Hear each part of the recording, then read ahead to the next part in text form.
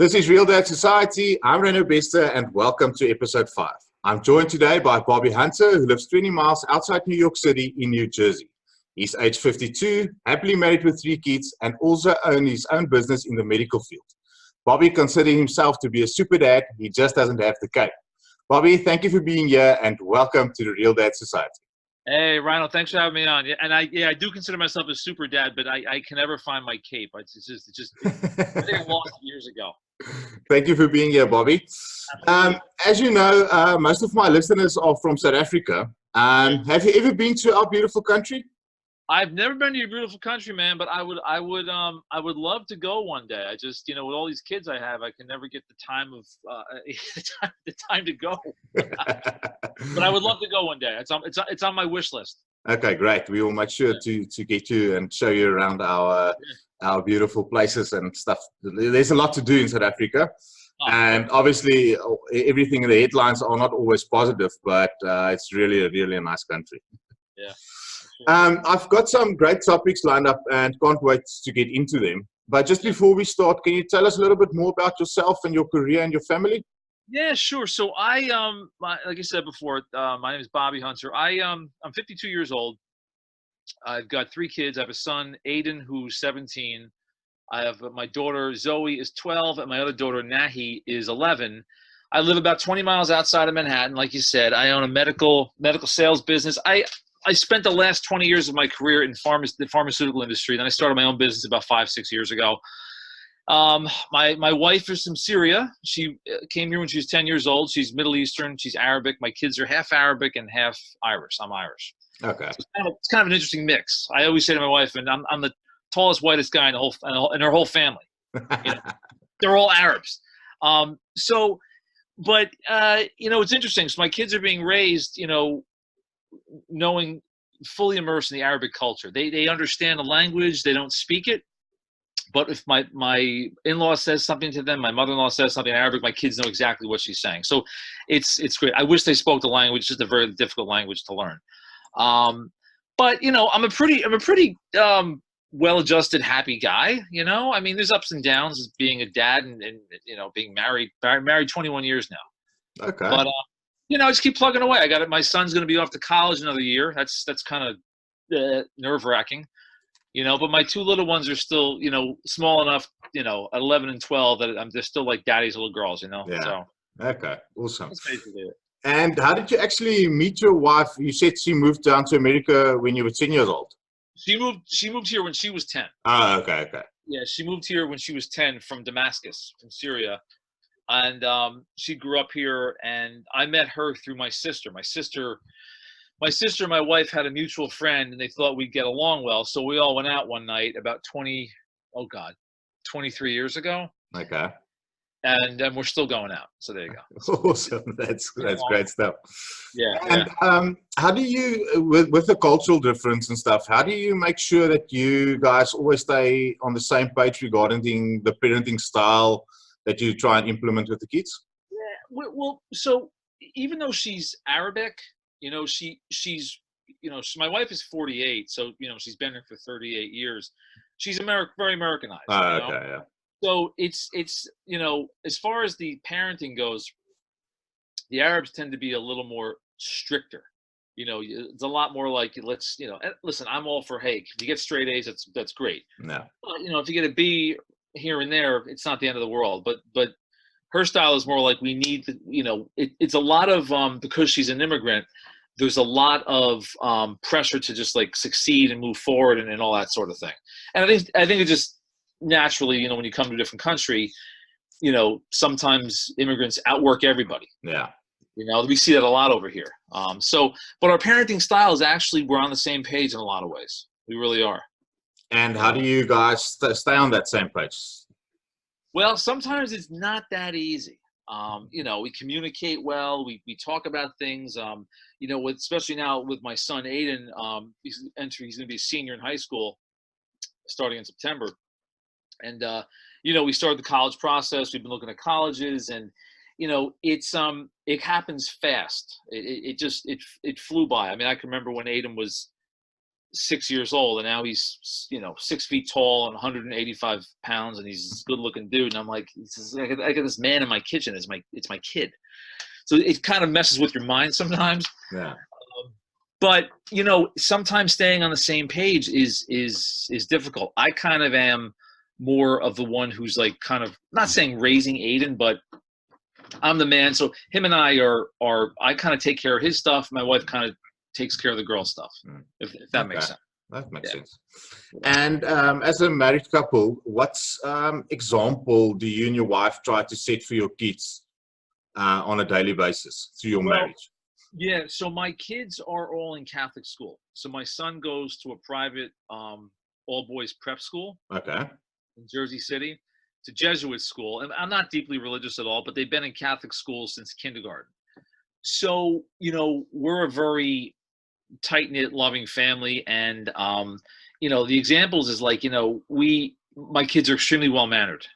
It's just how it is, and that just comes from because we demonstrate, be kind to people, be nice to people, do your best, work hard, all the positive qualities that I grew up with and my wife has. We kind of just by default instill those in the kids.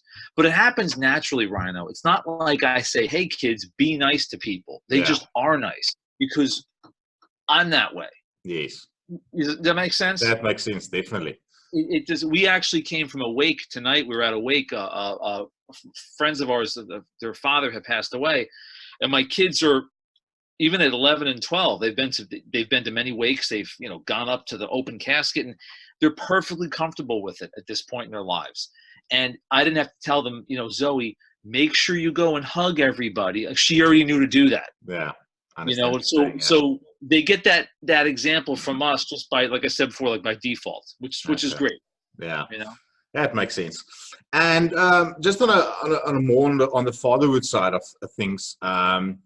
What do you say is the number one responsibility of a dad in his kid's life? Wow, that's a big question. Responsibility, I would say, for me personally, is making sure like I give my kids every single day a hug and tell them I love them every single day. And my main responsibility is making sure they're safe. Just in any, we have apps on the phones now that I know where the kids are at any given time. And my son is driving now, so I'm always okay, where's Aiden today? I know where he is all the time. It's a great thing to have, but I think it's also unfortunate because we live in a society now that parents are paranoid about everything. Yeah. So, if you're not on this, where's my son? I know he went to his friend's house, but let me make sure he really is there. That type of thing. But back to your original question, my response is just making sure they're safe and taken care of. That would be, my number one. Yeah. Okay. And with him, obviously he knows that you track him. How does he handle that? That's that thing to he's actually pretty cool. He's all right with it. I trust him, and he's at the point now where, he just got his first job, and he's got a ton of friends, and I know when he goes to work, it's in the summer because he's off now for the summer. Yeah. School starts till September, but he's actually cool with it. He's got nothing to hide from us. If he's going to a party, which I know he has, and because he's a teenage boy, 17 years old, and I know he's. I've seen him drink a beer here and there. I know what's going on at these things because I did that. You did that. See, it's hard to hide that from these kids, but I trust them. Okay. I trust him to make the right decisions and not to do anything stupid. And especially the fact that he goes to this type of school, like an all boys private school, he's held in my mind almost to a higher standard. Especially I'm paying tuition on that, so it's better, So yeah, exactly. So he's held to a higher standard. I'm actually wearing a shirt. It's St. Peter's. That's the So it's actually my shirt, but we're the same size at this point. But so he's actually okay with it being tracked. Yeah.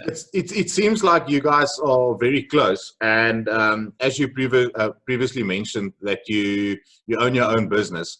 How did you actually, while building this business up, how did you maintain a good work-life balance to maintain that relationship with your kids? Well, the thing is this, man. I'm still building the business, so I do medical sales, right? So I was Yeah. laid off from my previous company like 5-6 years ago, and I was laid off 3 times, and I was like, you know what, I'm done. I got out of the industry. I started my own business. The one thing I did was I have a large network of clients that are physicians, medical doctors. Okay. So now I started a business where I'm a sales guy for several different vendors, for a laboratory and for an orthopedic equipment company. So it actually has been more beneficial to my kids as far as the work-life balance goes, because I kind of come and go as I please. So I work out of the house, but I'm on the road all day. Like tomorrow morning, I'll leave the house at 9:30 after I do some emails, and I'll hit all my clients within like a certain radius. And I'll probably pick my kids up from my in-laws' house at 3 o'clock in the afternoon. Like, I don't have that typical in an office 9 to 5 or 8:30 to 6 type of thing, like a lot of people I know. Okay. So as I've built this over the years, and as you know, you own a business, it's up and down. It's up and down sometimes. But it's actually made me more available to my kids. Yeah. So it gave you with the business, it's giving you much more freedom of time and making sure that you spend quality 100%. time with them. Correct. Yes, definitely. Right. Great. Yeah. And obviously, as you said, you've got 2 girls and a boy. Yeah. What's the main difference between raising girls and boys? Let's see. Boys are easy. Yeah. They're just, listen, boys are sloppy. They're easy. They don't mouth off as much. My girls are, they're just starting to become very independent. Yes. At 12 and 11. And they're just like, they're amazing, but it's just kind of like, and they're only 18 months apart. They're like best friends. I'm more hands off with them. Mm. My wife kind of handles them. I'm there all the time. I'm like super, they love me, but it's, I can see it now when they're going to be teenagers. All my friends who have teenage girls are like, dude, it's a friggin' nightmare. Yelling, screaming, this and that. You looked at me funny. No, you didn't. You did this. Where's the, boys just kind of like, yeah, whatever. Yeah.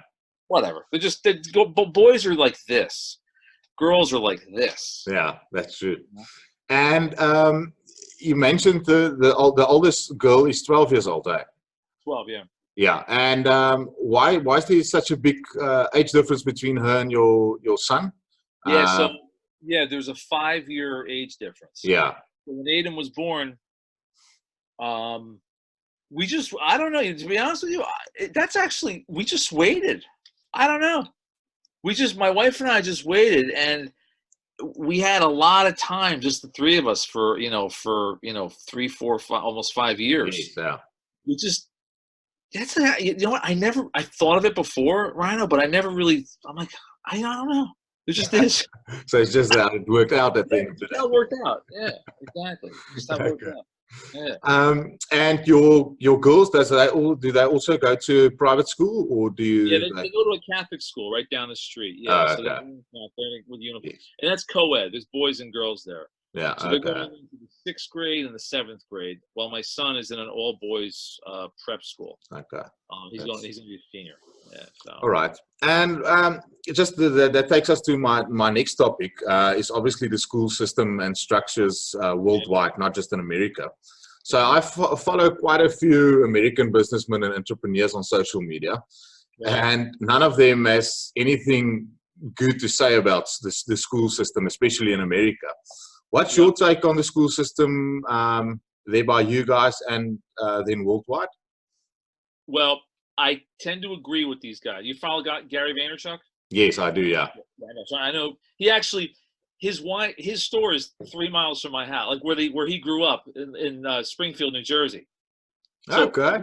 He's a Jersey guy. And that wine library. Yeah, it's 3 miles away from here. Okay, awesome. Exactly. Yeah. So what he says so here's my take on this, and this might seem a little outlandish. Yeah. The school system in the United States is completely broken. Okay. Because they're teaching kids, which is great. History, math, English, spelling, this, that. We're in a different world, and they don't teach kids things that, in my opinion, really matter. Communication skills, how to balance a checkbook, how to earn money, how to be an entrepreneur. So like, while I think that the American school system, it's an antiquated system. You're taught to take these tests and spit the answers back to get an A. Yeah. Right? So you get the A's, you go to college, you get the job. It doesn't teach you any sort of skills. It just teaches you facts and figures, spit them back on a test. Here's your grade.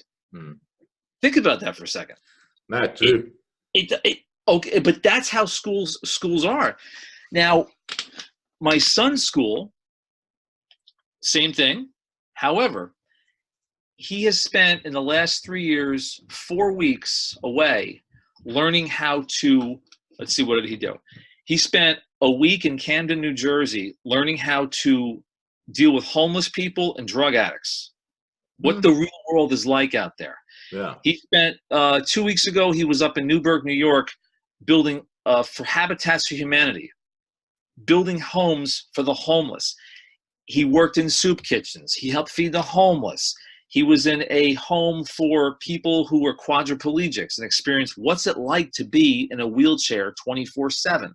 So he's seeing things that, besides history and math and all that stuff, that school is teaching him that. But I could talk about this for 3 hours, man. I'm telling you, because in the college thing over here, don't even get me started on that shit. It is the biggest racket on the planet. No, I definitely agree with you. Yeah. And I think that's why homeschooling is taking off so much. I don't know if homeschooling is something that you and your wife ever considered your kids doing. We never did. We know people who've done it. My wife's friend did it for her 3 kids up until 2 years ago. But she was exhausted from it. Is it? Yeah, she was exhausted. She was like, she couldn't do it anymore. She did it for like 7 years. Shucks, yeah. So that's the thing in South Africa. It's quite a booming thing currently, where a lot of parents, because the schools, the private schools, cost you a lot more money, but they don't give you actually a better education or can't guarantee you anything. So a lot of parents are taking it into their own hands. But I think a lot of parents get into it, and then they actually a year or two later they understand how hard the job it is. Absolutely, yeah. It's and unfortunately with social media and schools, it's you feel sometimes, you see, like, we're at the point now where we see our other people on Facebook saying, oh, my son got into this school, my daughter's going to this college, and all this, and there's this unspoken competitiveness between the crazy parents, which I'm not one of, that, oh my God, that kid down the street is going to Fordham University. And you start thinking, well, my son, and it's the most bizarre thing right now. And it's rampant in this country. And I would have a million parents disagree with me, but they're all crazy. I'm telling you right now, it's just, and you get caught up in this whole rat race of college and grades and this and that. And what the reality is this, man, it doesn't guarantee you a damn thing. That's the thing. I could graduate from Princeton University with a degree in history, or I can graduate from, Rutgers or NYU with a degree in history, or whatever the degree is in. It's up to the person to go out there and make something of themselves and get the job. And those are things that those aren't taught. Definitely. You're not going to learn interviewing skills in college. No. No, I don't give attention to that type of stuff. No, not at all. Yeah. Not at all. So you being a business owner, do you make your kids part of your business journey? Do you, about that, the skills that you just talk about, interview skills, presentation skills, those type of things, is that stuff I am with my son a little bit. Okay. Not my girls. My girls, they have no idea. Like, what do you do? I'm like, you sell equipment to doctors. I'm like, yeah, I can't explain to them what they just know. I have my own business and I visit doctors all day. That's basic. I'm like this, But my son, yeah, I mean, he has some friends who've done some things, with small businesses on like eBay or selling things, this and that. My son totally gets it. He totally understands it. We just had this conversation the other day where, excuse me, he knows, I said, Aiden, I'm not in a suit and tie every day. I don't have to get in a suit and tie, drive to an office and get in and make sure I'm at a meeting at 8:30 in the morning. I said, if I did that, there's no way I could do that. It's not in my nature. So he has an idea of owning your own business and what it takes, because my father, he's owned his own business. My brother owns a business. My sister owns a business. So it's sort of in my family. Okay. That type of thing, and my mom does as well. So I come from that. Yeah. But he's also knows. Listen, I got to where I am because I went to college. I had my degree, needed me to get me this job, which led to this job, which led to me networking with people. So I put the whole thing under one umbrella, and believe me, I was 46 when I started my own business, but I worked forever for everybody. And I said to my kids, well, Aiden especially, you can start a business when you're 17 years old, man. Yeah. Why not? Because there's so many more opportunities for them today. Definitely. And as you mentioned previously, that the schools doesn't teach the children about money, and I think that's obviously the value of money and how to work with money.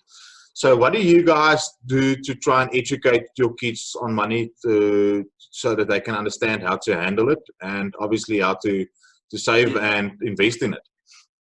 Well, it's, what? They have some books they've read in the past, and listen, I don't think anybody's perfect with money. I know it's taken me a long time to get good with money, and I'll freely admit that. It's for years and years I worked for other people. I made a salary, and now that I'm on my own, I got to make sure I pay my taxes. I got to do this. I got to do this. But I'm still not an expert at it. I'm just not. But what my kids realize, if they earn money or if they get money for a birthday or Christmas or whatever, it's like, you don't need to go out there and just spend it. Like if grandma gives you $100 bill for Christmas, it doesn't mean you have to go out and go to the mall and spend $100. Yeah. It's okay. Maybe spend 40.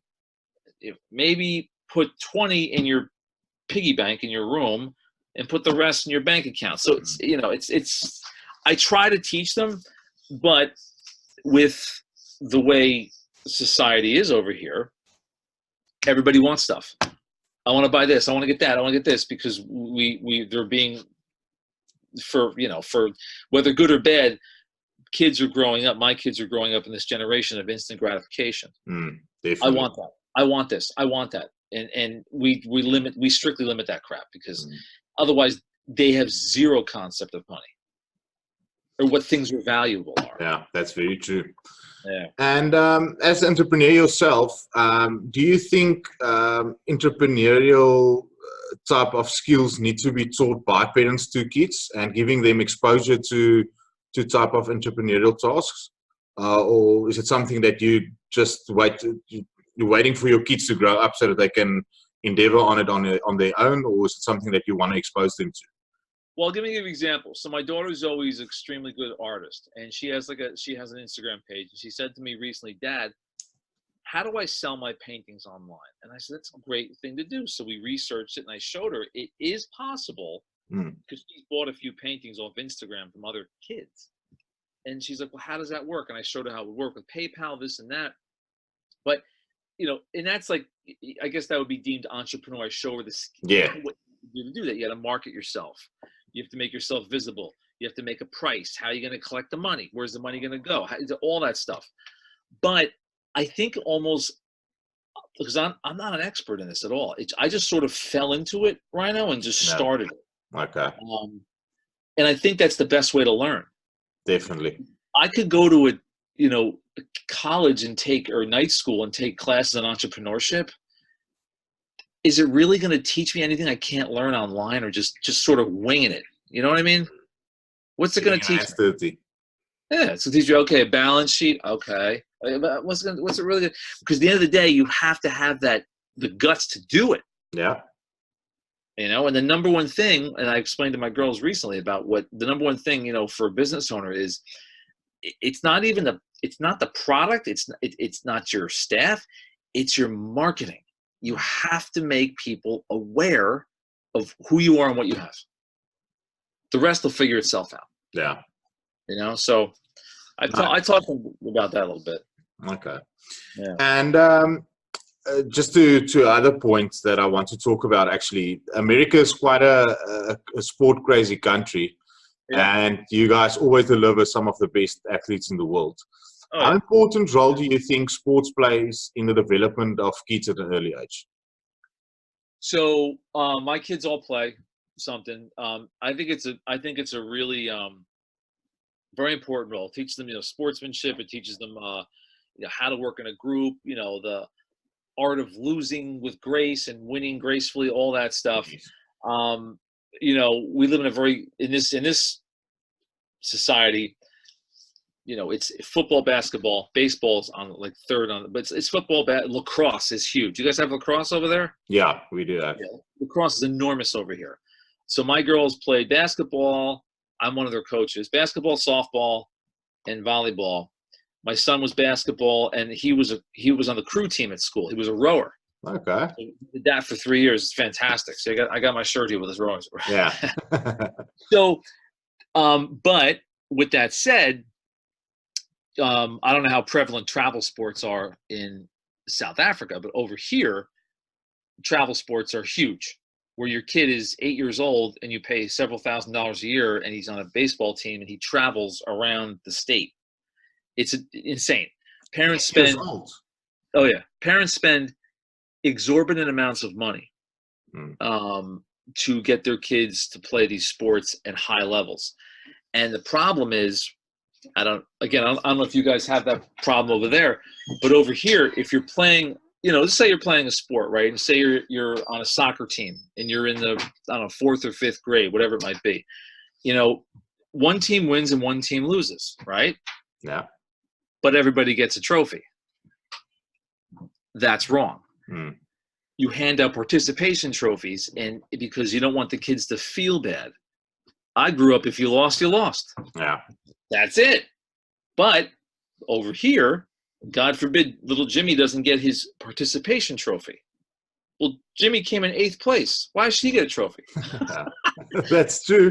There you go, man. But over here, it's like everybody's got to make it up. So, but it's sports is huge over here. It really is. Yeah, and as you mentioned, now obviously you get this parents that spend a lot of money on their children's sport. Yeah. You think that a lot of parents actually live out their dreams through their children at that age, because they couldn't make it in their careers.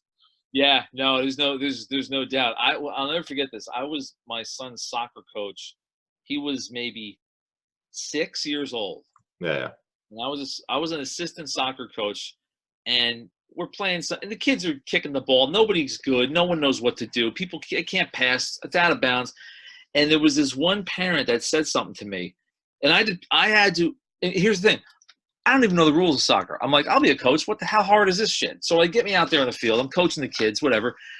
And I had to take kids out and put kids in to let everyone have a chance to play. This father came up to me, and he goes, "Hey, I need you to put my son in more in the game." And I go, "What are you talking about?" He goes, "He's not getting enough playing time." And he's a big dude. And I'm not a small guy. He's a big dude. He goes, "Yeah, you got to put him." I go, "Who's your son?" Okay, so I said, "Well, I got to give everyone a chance." And he's like, "Yeah, but he's better than these kids. He needs to be out there on the field." And I go, "Dude, I'm a volunteer coach. These are 6-year-olds. He took the kid off the team and put him in a different league because the kid wasn't getting enough playing time." That's insanity, Rhino. Yeah, that's insanity. And there's a lot of parents like that. This guy, maybe he was living out his dream, was frustrated. The kid's 6 years old. Who cares? But to your point, yeah, some parents push their kids because maybe they didn't make it, Yeah, it's actually bad, and that's something that we tend to deal with quite a lot, and it's something that's very difficult. It's a difficult conversation to have with parents, because obviously they don't see it that way, and they've got their own goals for their children. But I think that is something that comes with maturity, and as you grow older, you actually look back and see, yes, but that was that really necessary? Did I need to try and push my child in a direction? And I think the only way to learn is for the parent to implement it itself. So that's a very difficult situation, actually. Yeah, no, it definitely is. But it happens a lot over here. Yeah. It really does. Yeah. And what's one of the most challenging things that you faced in your fatherhood journey, and how did you overcome this? You know what? For me, my biggest challenge is letting go, letting my kids be independent. Okay. There's especially with my son Aiden, it's now that he's driving, and it's great that he's independent and all that stuff. He's still my little kid. I still see him as that, and I give him a hug every day. But the challenge is to, for me to stop considering them little when I want to. My daughters are now getting older, and they're they wear the nicer clothes, and they don't do makeup, but they're into little fashion things and stuff. And even though it's a joy to see them getting older, it still has an effect on me where it's almost sad. Yeah. So my challenge is, God, if I wrestle Aiden, he'll kick my ass. And that's kind of sad. Because he's like, so, but it is what it is. So, the challenge of letting them grow up without me trying to keep them small is sometimes painfully difficult for me. Wow. And how do you overcome that feeling? I just accept it and just say, this is the way it is now. Yeah. But I miss the fact that I used to be able to hold all three of them at the same time. I got pictures of me with, Aiden on my back and one girl in each arm up until my youngest was like 7 or 8. She's now 11, but Aiden's 180 pounds. My daughters are 100 pounds. I can't carry everybody anymore. which to me is just, it's kind of depressing. That has nothing to do with my strength. It has everything to do with the fact that my kids are getting older. Yeah. Now, whenever I chat to parents, obviously of your age, I'm still a young dad. My daughter's only turning 3 actually on Saturday. Oh, okay. Always, everyone tells you that you must enjoy every moment. Time flies so quickly. And that's something I try to remind myself of, just to make sure that you make the most of every moment, because time flies. You have to. And I took my girls out tonight to this ice cream shop, and there was a woman in front of us with a little baby. The kid was maybe 8 months old, and the kid was giggling and waving at my daughters. And I said to the woman, she's like, "That's my first." I go, "That's the best age." I said, because look at my girls here now. And I said, keep this ingrained, in your memory and on video and on audio, because you're going to go like this. And like your 3-year-old, Rhino, you will blink and he'll be 8. Yeah. You're going to blink again and he's going to be 14. It's the most bizarre thing ever, how fast it goes. Yeah, it's quite scary, actually. It is. I'm telling you, it's the weirdest thing, but it flies by. Yeah. And would you say the challenges parents face gets easier as the children gets older, or does it actually get harder? I think it's harder. Okay. I think it's much harder because the kids want to be independent, and they want to go out with friends or do this, or we're at the point now where if I my girls, they'll walk down to the store with their friends, and I'm like, I have to let them. I had the hardest time letting them ride their bikes without me seeing them around the corner. Yeah. Like, shit, they're gone, but they got their cell phone. So it gets harder because I'm sure where you live too, kids in the U.S. grow up extremely fast. They grow up extremely fast. It's not like when I was 11 or 12 years old, I'd spend my summers with my dumb friends going to the town pool or playing football or doing something. But now it's like play dates, summer camp, basketball. Everything is scheduled for the kids. Everything is scheduled out where it's almost like the kids are mini adults, That's Everyone very has to true. have their water. What's your snack? Everything is so monitored that it becomes even more difficult as they get older. You know, Yeah. you'll experience it. You'll see when you're it might not sink in now, but once your son hits that age where he's kind of like, Dad, I'm cool. You don't have to do this anymore. You're gonna go I like, think it's very difficult to take a step back from that. it is. It Yeah. is. But at the same point, it's sometimes a relief. You're like, oh God, you know what? Aiden can drive his sister to the mall. You take her. I need a break. That type of thing. Some of the pleasures, eh? Yeah. Exactly. And I listened to actually a podcast that you were interviewed on. I can't remember. I think it was Helen that interviewed you. And you guys talked about your son that was invited to a prom date recently. I found the story quite funny. Would you please share that story with us? Yeah, so kids today are on Snapchat, Instagram, all this stuff, and the weirdest thing is my son has a stupid amount of friends. Some of them he's never met. Right? It's the weirdest thing. He got invited to this dance by a girl that he never met, but he knew her from Snapchat, or knew her from it's Snapchat. I think it's Snapchat. And when I took him, he's like, yeah, I'm going. This girl invited me and the 3 other friends and her 2 friends. I go, oh, where does she go to school? And so he's in all boys school, but there's all girl Catholic schools around, so the kids all hang out with each other. He's like, she lives in Wayne. Wayne is a town that's maybe 12 miles from us. I go, how do you know her? He's like, he looks at me like I'm an idiot. He's like, Snapchat. I'm like, but how do you know? Did you meet her? He's like, no, I've never met her. Yeah. How did you never met her? Rhino never spoke to her on the phone. They just met on Snapchat and texted. And it's like, hey, you're cool. Oh, you want to go on a date? Sure. Okay, fine. Done. I found that so bizarre. That is. And how did the date actually go? What did he tell you after? It was like a dance. It was fine. We had a great time. But it's oh my God, it was, and this is how kids today are friends with a lot of other kids in different. I think it's a wonderful thing because when I grew up, I'm friends with everyone in Livingston, New Jersey. Yeah. I didn't know anybody a town over. Now you're friends with people in different towns. It just through your connections. Yeah. So I think it's a wonderful thing. But at the same point, it's kind of bizarre. It is. It's very bizarre. But it's not. It's not for them, eh? Not for them because we didn't grow up with it. No, that's very true. Yeah. And on that point, obviously, social media, a lot of parents these days want to pull out their hair when it gets to Facebook, Instagram, Snapchat, all of that things. What do you think is the major dangers of social media for our kids? Several things. I think the number one, and I'm not even going to say the major danger is people stalking children. The major danger in my mind is giving kids a false sense of entitlement and a false sense of confidence.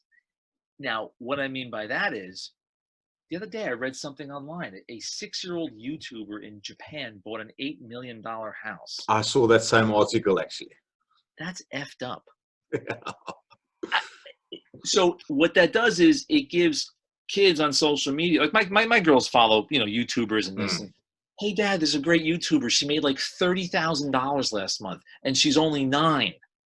Like, that's real, but it's not real. Like, it's real money that they made that, but it gives them like, well, why can't I do that?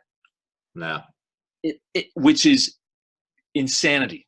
Because kids on YouTube, this and that, and being on social media, every picture with the selfies, and all, it gives you, I don't know, a false sense of confidence. I really believe that, because then when they go into a real situation as they get older, they have to deal with the reality of like, maybe I'm not going to get all these likes, when these likes and thumbs up that they get. And I've seen some of my daughter's one friend, this kid.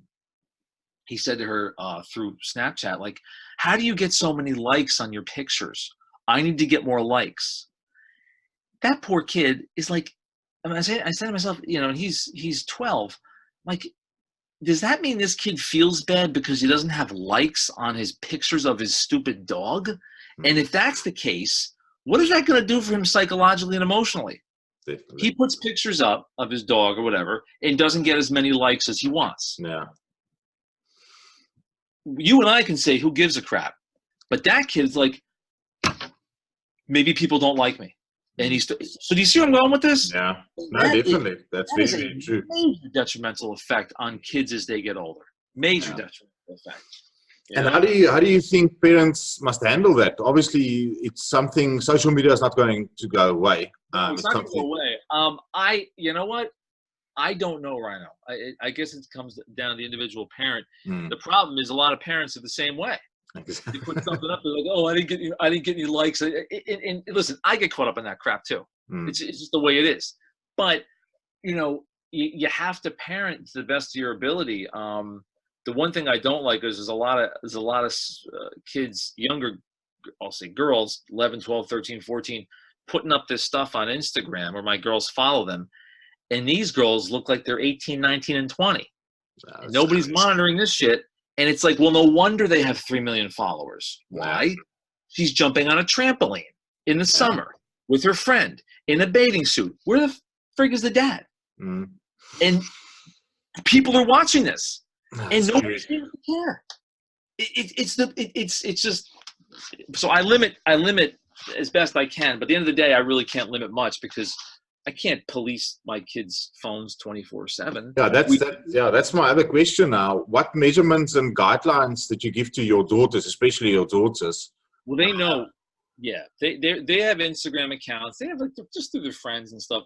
They're private accounts. They don't have public stuff. None of that stuff. They're very well educated in. Like there was somebody had reached out to my daughter Zoe a few months ago. She's like, "Dad, this person made some weird comment." I was like, "What is this?" Now it was a picture of, it wasn't even a man. It was like some kind of a toy or something. And I'm thinking, I don't know who this person is, but this person is following Zoe for whatever reason. So she unblocked. She had to block him or her. I don't know who it was, but she got a little nervous. Like, I don't know what this is all about. What is this, Dad? They didn't say anything, but it just put up red flag in my head. Like, I don't need this shit. So I just deleted the guy. But she knows if something weird comes up, the two of them know immediately to tell my wife or myself. But that was the only time it happened. Okay, yeah, that's good. I think a lot of parents actually go about haywire with the idea of social media as well. Yeah, obviously there is dangers and stuff like that involved, but if you've got an open relationship with your children, I can see there's more positives in using social media, as you said. Getting exposure, getting friends, all of that stuff. But yeah, if you're having an open relationship and just tell them what it's about, I think the positives outweighs the negatives at the end of the day. No, definitely, no doubt. Because and you can't stop it, like you said. It's here to stay. So you might as well get on the bandwagon, but use it, responsibly. Yeah.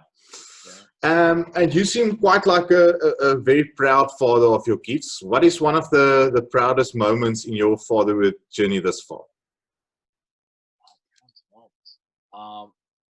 For each kid individually? No, just. It's weird. I'll admit this. They tug at my heartstrings once in a while. Like my daughter, she was playing basketball, this past spring, and she didn't want to go to the game. She said, "Dad, I don't want to go. I don't feel like it." And she went to the game, and she scored 2 winning foul shots and the winning shot. I was so proud. She was in tears, jumping up, all this stuff. And it was such a proud moment for me, to see her do that. My other daughter did the same thing. It happened to be that my proud moments came with the sports, but they also come with when I see them interact with other people. Like my son Aiden, he got elected to this board of ministry at his school, and I got this email and this thing in the mail. I'm like, wow, this is great. And he wrote this whole application and essay on why he should be elected to this position at his school, and he got elected to it. And I was like, it was fantastic. He's like, Dad, what's the big deal? I'm like, what's the big deal? This is freaking great for college. This is amazing. But he's like, yeah, that's okay. But I was more, he didn't care. I was more proud. This is awesome. That type of thing. Yeah. the proud moments come, it's almost daily, but I don't realize it until I think about it, you know? And those are the things that I kind of stick into my mind that hopefully I can retain Mm. as I get older. Yeah, I think you hit the nail on the head there, because there's so many things happening each day and Yeah, every week that you really feel, yes, but we're actually doing a good job here.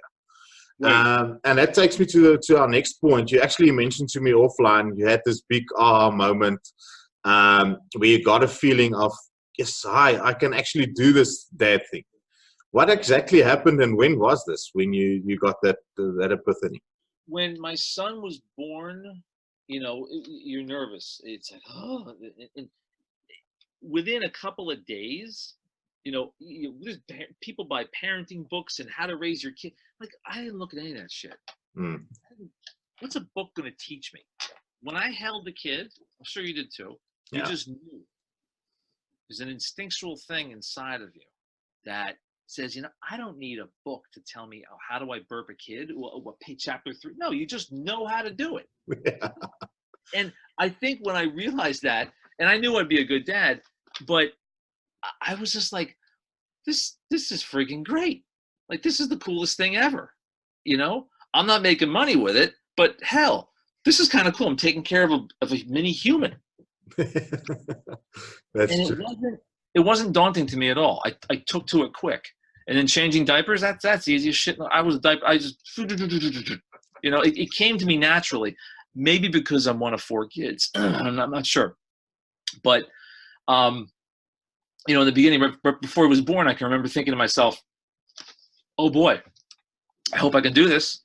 And then it came just like, oh, this is easy, Yeah, So, very, very scary. Actually, what happened to me is, when Stella, our oldest, were born, my wife was still in theater because she had a cesarean, and I walked with Stella to the baby room so that they can do all the checks and all of that stuff. And she was healthy and fine. And my wife was actually on her way to us in the private room that we got. And the nurses just gave Stella to me, and they said, open your shirt.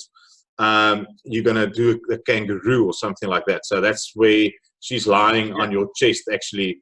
And then the sister or the nurse left, and I was left thinking, or sitting there, and I was so stressed out. Of the 2 or 3 minutes, you just realize, and it was actually the nicest feeling, is that, yeah, you can actually do this. And you've got such a big responsibility towards this little one now, but it's just such an amazing experience. Amazing experience, and I was nervous, but my nervousness vanished instantly. Yeah.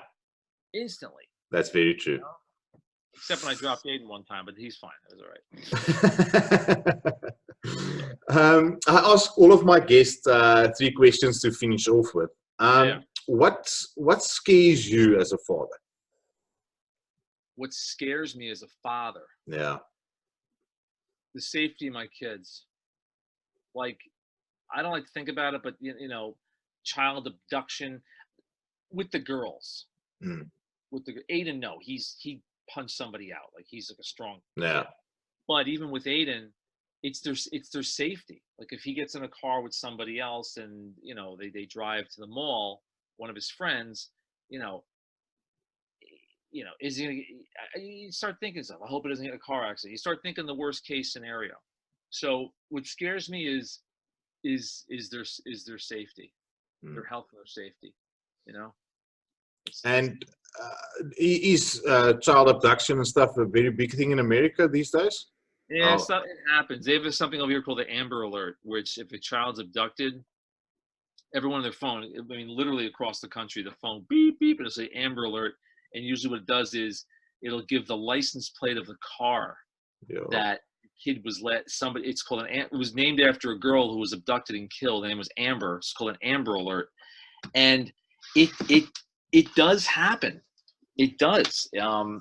I tell my girls, if they walk down to the town center, which is only half a mile, we live on a somewhat busy street, and plenty of neighbors, we're not in a remote area whatsoever, that I said, listen, if a white van pulls up and somebody tries, she's like, Dad, I know. I tell them, I warn them, like, listen, but I do it in a joking way. If somebody tries to say, hey, kids, I got a puppy, come pet it, you don't pet the puppy. You know, so but the abduction, it does happen, No. unfortunately. But usually it's not kind of where we live, but you never know. Yeah. Yeah, You know? and you need to be prepared, or you need to prepare your children for that. Exactly. Yeah. And obviously, you've being an older dad and having bigger kids. Do you have any advice for young dads like me out there that just sometimes feel that they can't get this dad thing right? Never feel that way, because you are getting it right for who you are. Now, every dad is different. So, what is the definition of getting it right? I don't think there's a definition of it. Maybe you can't, you know, fix your son's diaper as well as your wife, but you know what? Do the best you can. The number one piece of advice I can give you guys: don't get overwhelmed. Kids are resilient. Don't try to be a perfectionist. There's no such thing. There just isn't. Just be the dad you're supposed to be, not like the dad on TV or the dad doing this. Just be the dad that, you know, Rhino is supposed to be. Nobody else. You know, it's everybody's got the human nature in them as a man to be the father, and just don't compare yourselves to other fathers. Just be the dad you're supposed to be. Yeah. Yeah. And looking to the future, what excites Bobby Hunter? Well, that's a whole different topic, but anyway, also I'm excited the fact that my son's going off to college. That's actually exciting for me, you know, because he's going to be out, he'll probably go somewhere in Philadelphia or something. Probably be a couple hours away.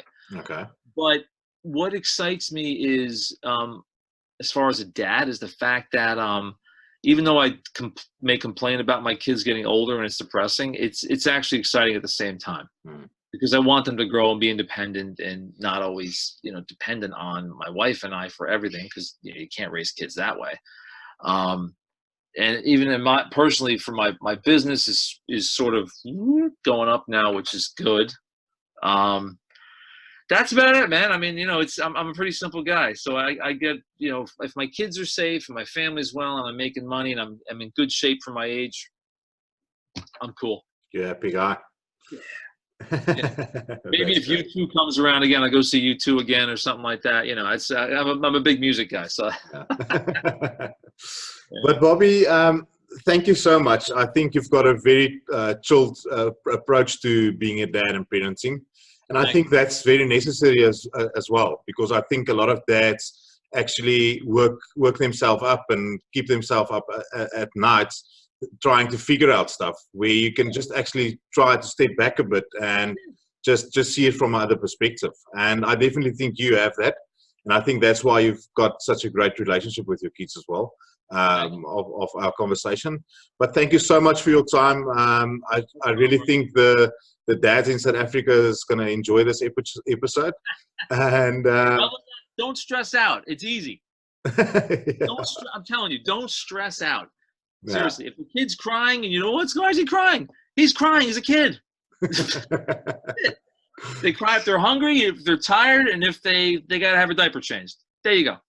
That's easy. That's it. So yeah, thank you so much, and we wish you, from the Real Dad Society, we wish you all the best with your kids in your dad journey, and with all the stuff coming up, and all the best with your business endeavors, and may make a lot of money. Oh, dude, that's the goal, man. I got 3 kids to put through college, so I got to do it. Yeah, that's the big thing. Thanks, Bobby. I appreciate it. Thanks, appreciate it.